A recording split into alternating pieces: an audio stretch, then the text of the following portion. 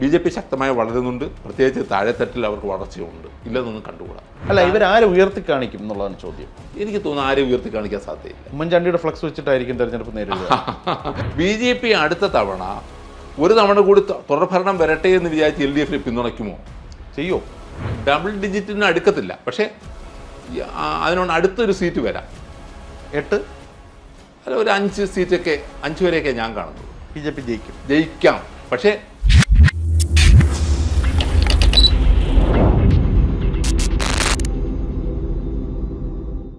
നമസ്കാരം. ഇന്റർവ്യൂവിൻ്റെ പുതിയൊരു അദ്ദേഹത്തിലേക്ക് സ്വാഗതം. അതിഥിയായിരുന്നു Shri John P Thomas. Welcome sir, welcome to interview. തദ്ദേശ തെരഞ്ഞെടുപ്പ് ഇങ്ങെത്താറായി.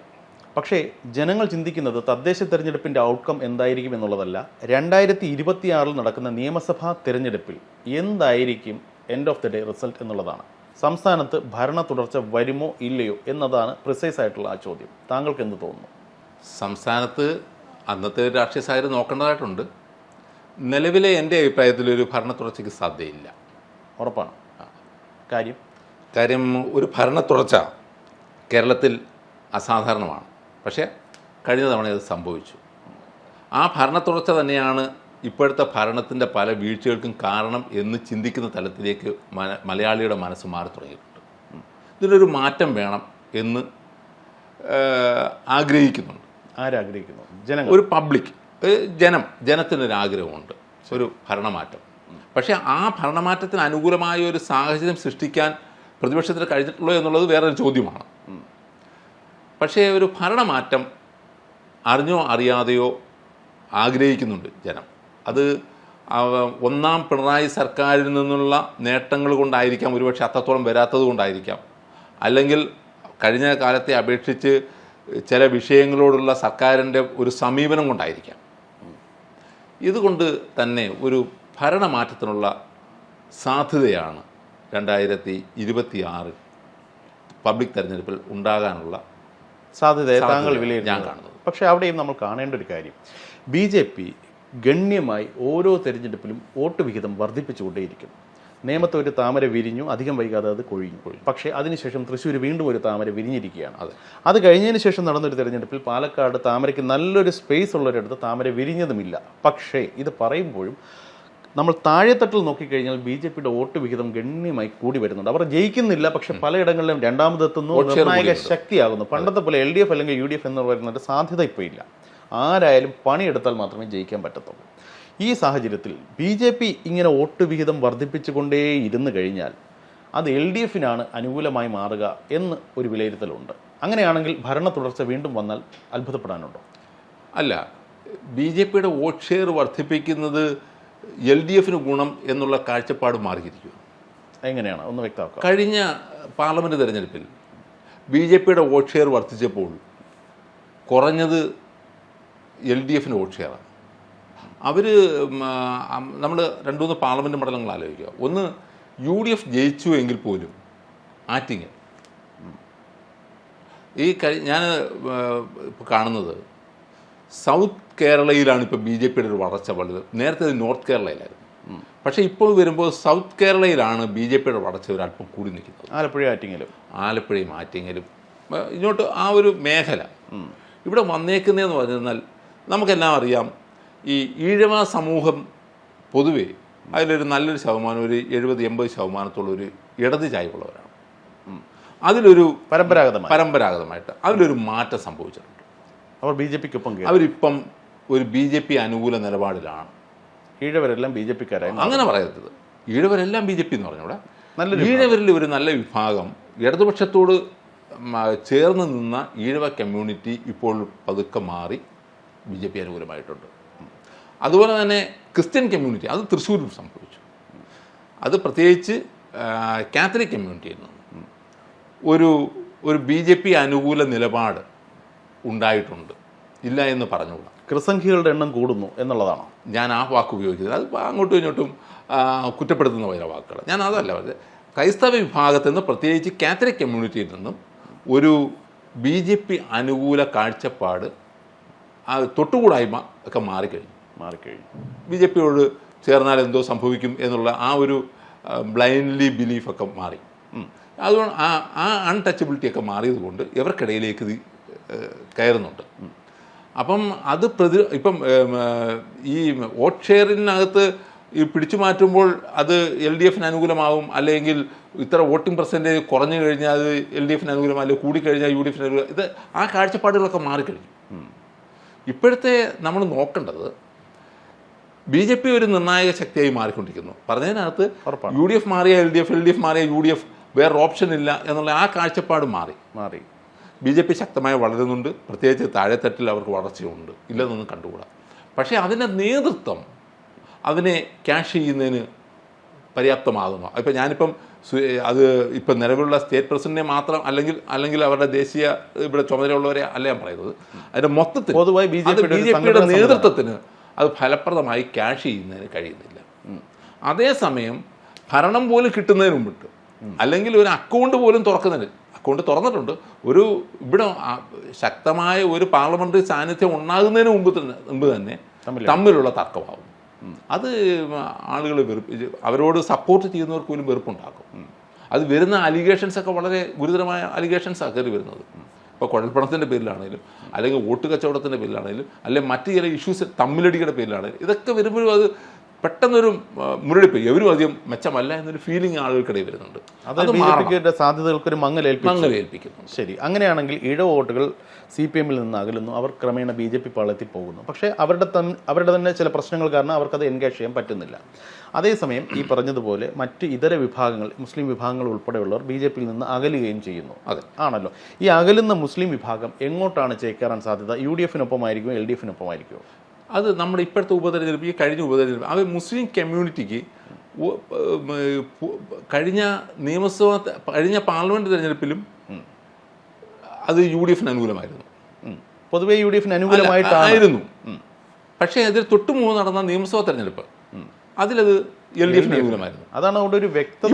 ഇപ്പോഴത്തെ രസം എന്ന് പറഞ്ഞിരുന്നാൽ ഈ അസംബ്ലി തെരഞ്ഞെടുപ്പ്, ഈ 2 ഉപതെരഞ്ഞെടുപ്പ് നടന്നു, ചേലക്കരയും വയനാടും പാലക്കാടും.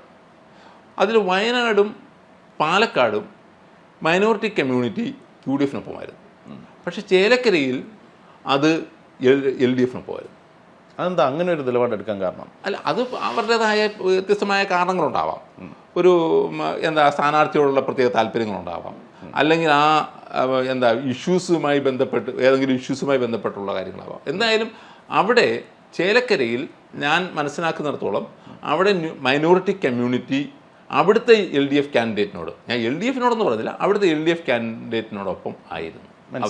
ഈ പോയിന്റ് ക്ലിയർ ആണ്. പക്ഷേ കഴിഞ്ഞ കുറച്ച് നാളുകളായി, എസ്പെഷ്യലി ഒന്നാം പിണറായി വിജയൻ സർക്കാരിൻ്റെ കാലത്ത് ഏറ്റവും കൂടുതൽ അവർ കേട്ട ഒരു അപവാദം അല്ലെങ്കിൽ ഒരു ആക്ഷേപം എന്ന് പറയുന്നത് ഇവർ ഇസ്ലാമിക പ്രീണനത്തിലൂടെ മുന്നോട്ട് പോകുന്നു എന്നുള്ളൊരു ആക്ഷേപമാണ് ഒന്നാം പിണറായി വിജയൻ സർക്കാർ കേട്ടത്.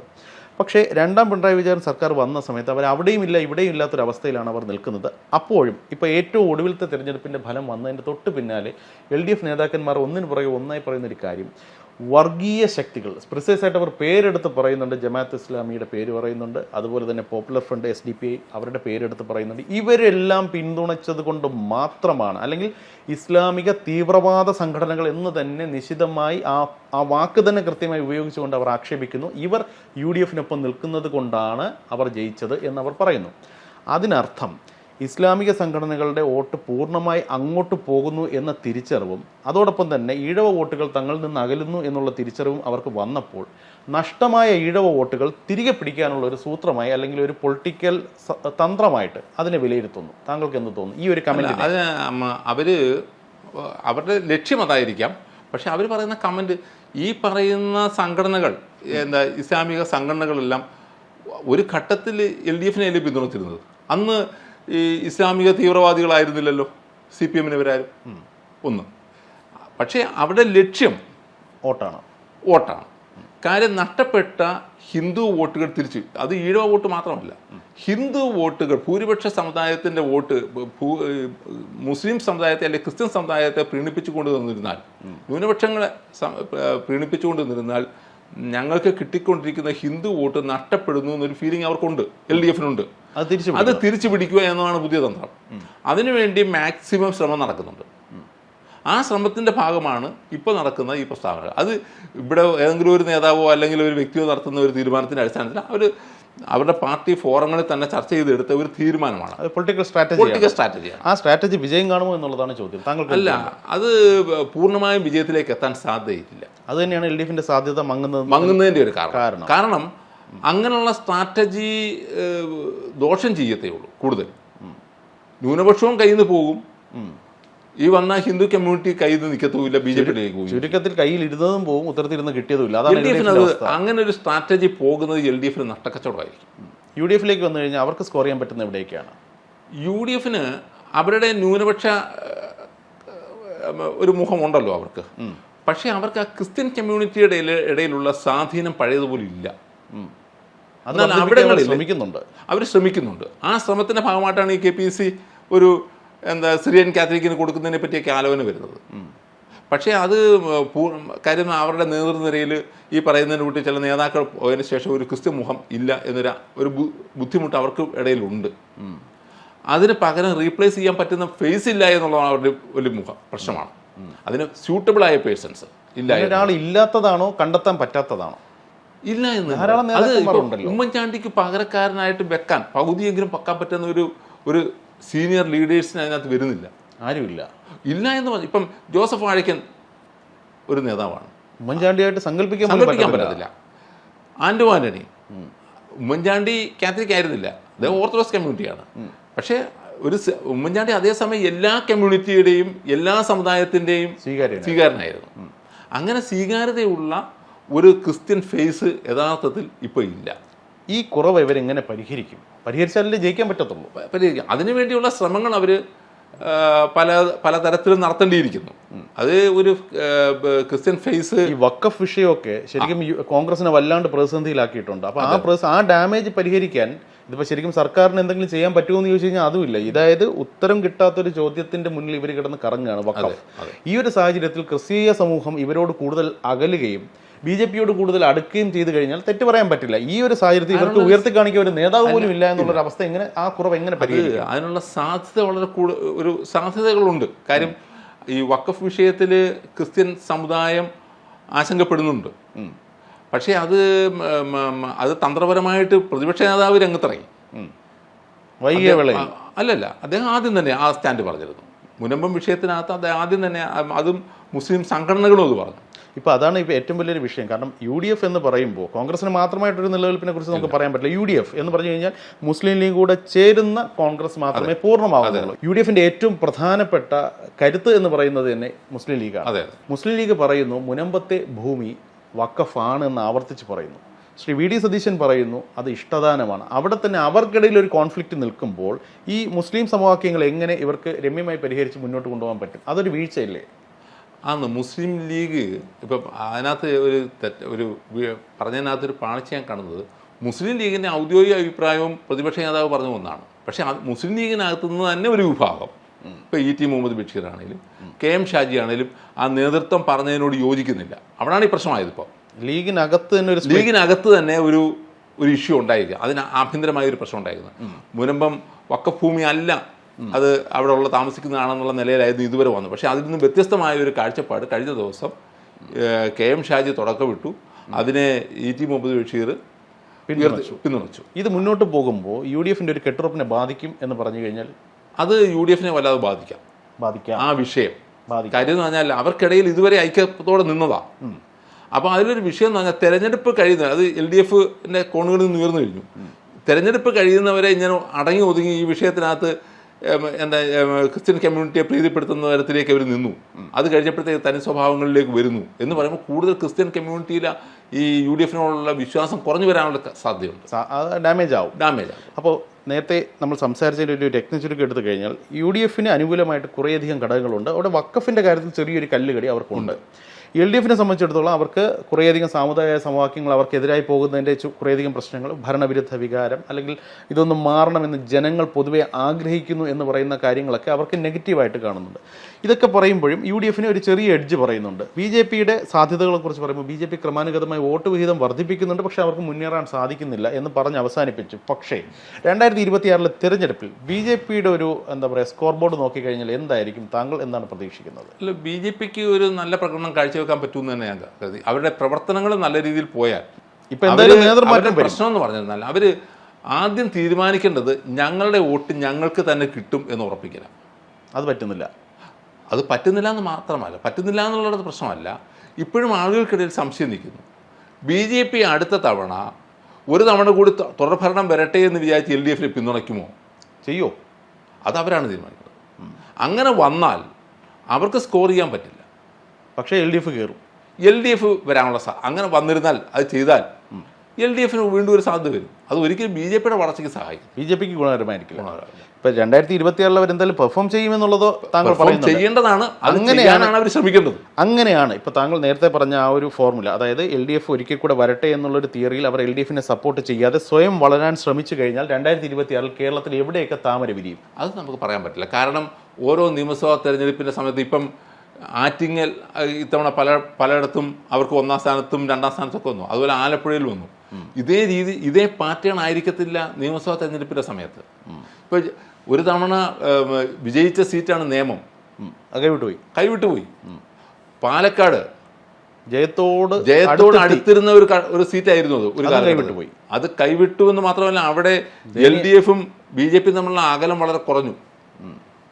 UDF വളരെ മുമ്പിലാണ്. അതേസമയം LDFും BJPയും തമ്മിലുള്ള അകലം കുറഞ്ഞു. പക്ഷെ അവർ ഒട്ടും പ്രതീക്ഷിക്കാത്ത ചേലക്കരയിൽ ഭയങ്കര മുന്നേറ്റം ഉണ്ടാക്കി. ഒരു വലിയ അവരുടെ A ക്ലാസ് മണ്ഡലമല്ല ചേലക്കര, പക്ഷേ ആ മണ്ഡലത്തിൽ 6000 വോട്ട് വർദ്ധിപ്പിച്ചു. 33,000 വോട്ട് കിട്ടി. അവരുടെ A ക്ലാസ് മണ്ഡലത്തിൽ 39,000 വോട്ടേ ഉള്ളൂ. അപ്പോൾ ക്രമേണ BJP വളരുന്നുണ്ട് പലയിടങ്ങളിലും. നമ്മൾ അന്നത്തെ ഓരോ സ്ഥാനാർത്ഥിയുടെ ഗുണങ്ങൾ, അവരുന്നയിക്കുന്ന വിഷയങ്ങൾ, ആ റീസെന്റ് ആ സാഹചര്യത്തിൽ വളരുന്ന പൊളിറ്റിക്കൽ ഇഷ്യൂസ്, ഇതൊക്കെ തെരഞ്ഞെടുപ്പിനെ ബാധിക്കും. തെരഞ്ഞെടുപ്പിനെ വോട്ടർമാരുടെ മനസ്സിലുണ്ടാകുന്ന ചോദ്യങ്ങളാണ്. BJPയിൽ എന്തായാലും ഇപ്പോൾ കഴിഞ്ഞ കുറച്ച് നാളുകളായിട്ട് BJP പ്രവർത്തകർ അസ്വസ്ഥരാണ്. കാരണം നേതൃത്വത്തിൽ അവർക്ക് വിശ്വാസമില്ല. നിലവിലെ സംസ്ഥാന ഭരണസമിതിയിൽ അവർക്ക് വിശ്വാസമില്ല. ദേശീയ തലത്തിലായാലും സംസ്ഥാന തലത്തിലായാലും വരുന്ന ദിവസങ്ങളിൽ കാര്യമായ മാറ്റങ്ങൾ ഉണ്ടാകും, പൊളിച്ചെഴുത്തുണ്ടാകും. BJP സംസ്ഥാന അധ്യക്ഷൻ ഉൾപ്പെടെ ഉള്ളവർ മാറ്റപ്പെടും. ഈ സാഹചര്യത്തിൽ ഒരു പുതിയ ഉണർവ് BJPക്ക് കൈവരുന്ന പക്ഷം കേരളത്തിൽ BJP ശക്തമായി മുന്നോട്ട് പോവുകയാണെങ്കിൽ എത്ര സീറ്റ് വരെ BJPക്ക് നേടാൻ സാധ്യതയുണ്ട്? താങ്കളുടെ പക്ഷം എന്താണ്? ഞാൻ ഒരു ഡബിൾ ഡിജിറ്റിന് അടുക്കത്തില്ല, പക്ഷേ അതിനോട് അടുത്തൊരു സീറ്റ് വരാം. 8 അല്ല, ഒരു 5 സീറ്റൊക്കെ, 5 വരെയൊക്കെ ഞാൻ കാണുന്നത്. BJP ജയിക്കാം.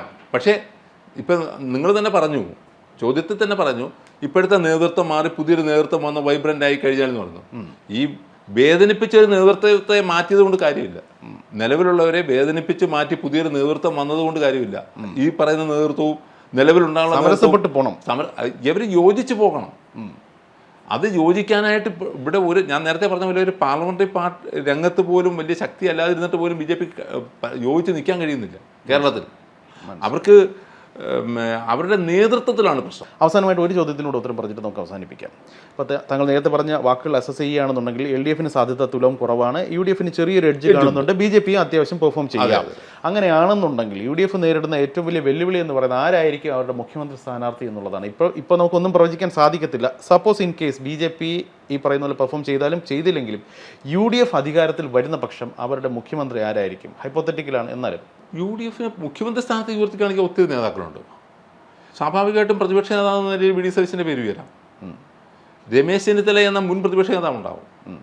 ഈവൻ ശശി തരൂരിൻ്റെ പേരും വരാം. ഇതൊന്നുമല്ല, KC വേണുഗോപാലിൻ്റെ പേരും ഉയർന്നു വരാം. ഈ 4 പേരുകൾക്കും തുല്യ പരിഗണന ഉണ്ടാവും. ഇനിയും അതല്ല, മറ്റൊരു ചോയ്സ് മുൻ KPC പ്രസിഡന്റായ K മുരളീധരനുണ്ട്. ഈ 4 പേര് മാത്രമല്ല ഇവിടെ വരുന്നത്. ഒരു വ്യക്തിയെ എന്തായാലും കോൺസെൻട്രേറ്റ് ചെയ്തുകൊണ്ടായിരിക്കത്തില്ല തെരഞ്ഞെടുപ്പ് പോകുന്നത്. അങ്ങനെ അതിൻ്റെ ഇവരാരെ ഉയർത്തി കാണിക്കും എന്നുള്ളതാണ് ചോദ്യം. എനിക്ക് തോന്നുന്നു ആരെയും ഉയർത്തി കാണിക്കാൻ സാധ്യതയില്ല. ഉമ്മൻചാണ്ടിയുടെ ഫ്ലക്സ് വെച്ചിട്ടായിരിക്കും തെരഞ്ഞെടുപ്പ് നേരിടുക. കാരണം ജയിക്കാൻ പറ്റിയ ഏക മുഖം ഉമ്മൻചാണ്ടിയുടെ. അത് പല കാലഘട്ടത്തിലും പല നേതാക്കളുടെയും ഉയർത്തി കാണിച്ചിട്ടുണ്ട്. അപ്പോൾ ഉമ്മൻചാണ്ടിയുടെ മുഖം ഉയർത്തി കാണിക്കപ്പെടേണ്ട ഒരു മുഖം തന്നെയാണ് തീർച്ചയായും. പക്ഷേ അതിനകത്ത് കോൺഗ്രസിൻ്റെ രീതി ഇപ്പോൾ കഴിഞ്ഞ സ്റ്റേറ്റ് തെരഞ്ഞെടുപ്പ് പല സ്റ്റേറ്റുകളിലും വന്നത് ഏതെങ്കിലും ഒരു നേതാവിനെ ഫോക്കസ് ചെയ്തുകൊണ്ടായിരിക്കത്തില്ല. കഴിഞ്ഞ പ്രാവശ്യം ഉമ്മൻചാണ്ടി ഉണ്ടായിരുന്നല്ലോ, ഫിസിക്കലി വളരെ വീക്കായിരുന്നു. എങ്കിലും അദ്ദേഹം നിയമസഭ വന്നിട്ടുണ്ട്. അദ്ദേഹം മത്സരിച്ചു, നിയമസഭ വന്നു. അദ്ദേഹത്തിൻ്റെ പേര് ഒരുപക്ഷെ ഭൂരിപക്ഷം കിട്ടിയെങ്കിൽ അദ്ദേഹം മുഖ്യമന്ത്രി ആയേനെ. അദ്ദേഹം എന്നിട്ടും ഉണ്ടായിരുന്നപ്പോഴും ജയിച്ചില്ല. അതുകൊണ്ട് ഏതെങ്കിലും ഒരു ഫേസിന് മാത്രം കൊടുത്തുകൊണ്ടായിരിക്കത്തില്ല. പക്ഷേ വരുന്ന MLA-മാരുടെ അഭിപ്രായങ്ങളും കൂടെയൊക്കെ ശേഖരിച്ചുകൊണ്ട് വരാം. ഞാൻ ഈ പേരുകൾ 5-6 പേരുകളൊക്കെ പറഞ്ഞെങ്കിലും ഇതിൽ ഇപ്പം നിലവിലുള്ള പ്രതിപക്ഷ നേതാവിനെ ഒഴിവാക്കിക്കൊണ്ടൊരു ആലോചന നടക്കാൻ പറ്റത്തില്ല. അതേപോലെ തന്നെ സീനിയർ മോസ്റ്റ് ലീഡറും കോൺഗ്രസിൻ്റെ വർക്കിംഗ് കമ്മിറ്റിയിലെ സ്ഥിരം ക്ഷണിതാവുമാണ് രമേശ് ചെന്നിത്തല. അദ്ദേഹത്തെ പൂർണ്ണമായും സൈലന്റ് ചെയ്യുന്നത് എനിക്ക് തോന്നുന്നില്ല. അദ്ദേഹത്തിനുള്ള ചാൻസ് ഒന്നും നമുക്ക് അതെ, ഇതൊരു ഏർലി സ്റ്റേജ് ആണ്, നമുക്ക് ഇപ്പോൾ ഒന്നും പ്രവചിക്കാൻ പറ്റില്ല. എന്തായാലും വരും ദിവസങ്ങളിൽ കോൺഗ്രസ് സമൂലമായ മാറ്റങ്ങൾ ഇതൊക്കെ പറയുമ്പോൾ തരൂര് ഓക്കെ, തീർച്ചയായിട്ടും അദ്ദേഹം ഉയർത്തി കാണിക്കാവുന്ന അദ്ദേഹത്തെ ഉയർത്തി കാണിക്കുമോ ഇവിടുത്തെ നേതാക്കളാരും അത് അംഗീകരിക്കണമെന്നില്ല, അദ്ദേഹം ആയതുകൊണ്ട്. മനസ്സിലായി. അപ്പോൾ ഏതായാലും രാഷ്ട്രീയത്തിൽ ഒന്നും പ്രവചിക്കാൻ സാധിക്കത്തില്ല. ഏതായാലും ഇതൊരു ഏർലി സ്റ്റേജ് ആണ്. നമുക്ക് വരും ദിവസങ്ങളിൽ നോക്കാം കോൺഗ്രസിൽ എന്ത് മാറ്റമാണ് വരുന്നത് എന്നുള്ളത്. അതേ 2025 തെരഞ്ഞെടുപ്പ് കഴിയിട്ട് അത് കഴിഞ്ഞിട്ട് 26 കുറിച്ച് നമുക്ക് ചിന്തിക്കാം. തദ്ദേശ തെരഞ്ഞെടുപ്പിലുണ്ടാകുന്ന ഒരു തരംഗം എന്താണെന്നുള്ളതാണ് ഒരു പ്രധാന ഘടകം തന്നെയാണ്. വാർഡ് വിഭജനമൊക്കെ വന്നിട്ടുണ്ടെങ്കിലും ആ വോട്ട് ഷെയറും ഒക്കെ നോക്കേണ്ട ഒരു പ്രധാന കാര്യം തന്നെ ജനങ്ങൾ എങ്ങനെയാണ് ചിന്തിക്കുന്നതെന്ന് അറിയണമെങ്കിൽ ആ തദ്ദേശ തെരഞ്ഞെടുപ്പിന്റെ ഫലം വളരെ പ്രധാന കണ്ണിയായി. ഫലം വരട്ടെ, എന്നിട്ട് നമുക്ക് ചർച്ച ചെയ്യാം. നന്ദി.